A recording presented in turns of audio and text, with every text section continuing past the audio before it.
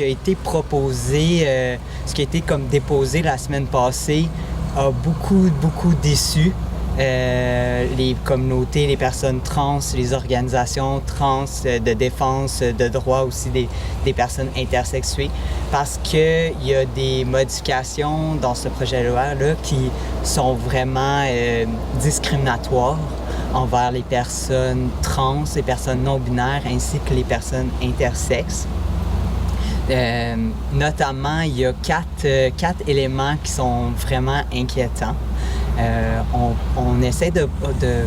propose l'ajout d'une mention de genre au certificat de naissance, ce qui veut dire que ça serait seulement les personnes trans qui veulent changer leur identité sur leur carte, sur leur pièce d'identité, qui veulent justement pour que leur carte reflète qui ils sont vraiment, pourront changer ça, mais ça va être une mention de genre qui va être ajoutée au lieu de simplement modifier la mention de sexe qui est déjà existante sur le certificat de naissance.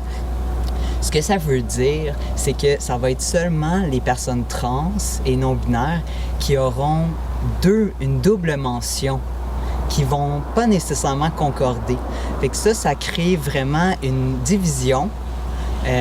Ça augmente les chances de discrimination des personnes trans parce que leurs pièces d'identité vont facilement les identifier comme personnes trans lorsqu'ils vont devoir montrer leur certificat leur pièce d'identité, leur certificat, etc. Puis si une personne désire changer leur mention de sexe sur leur pièce d'identité, ce que la loi essaie de réintroduire, ça va être l'obligation de chirurgie génitale pour être en mesure de changer sa mention de sexe.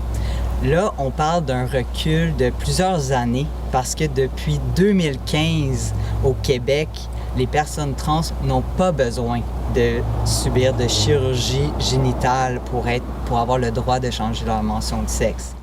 Un autre élément qu'on tente d'introduire avec ce projet de loi-là qui fait lever tout le monde parce que c'est extrêmement dangereux, c'est l'introduction d'une mention de sexe indéterminé pour les personnes intersexes.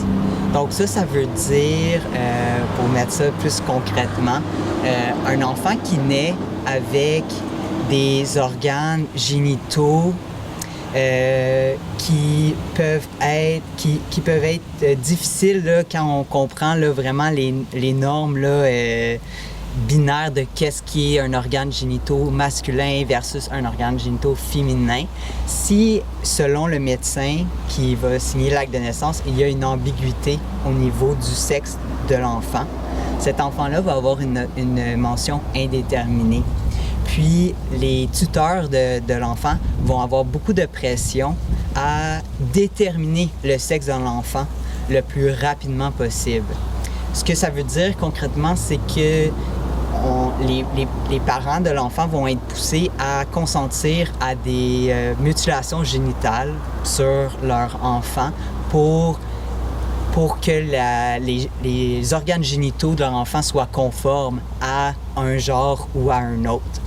Ces actes-là sont dénoncés à l'international comme une violation des droits humains parce que l'enfant peut pas consentir à ce genre d'opérations-là qui sont permanentes, qui sont irréversibles et qui peuvent avoir plusieurs impacts au niveau psychologique et physique de l'enfant.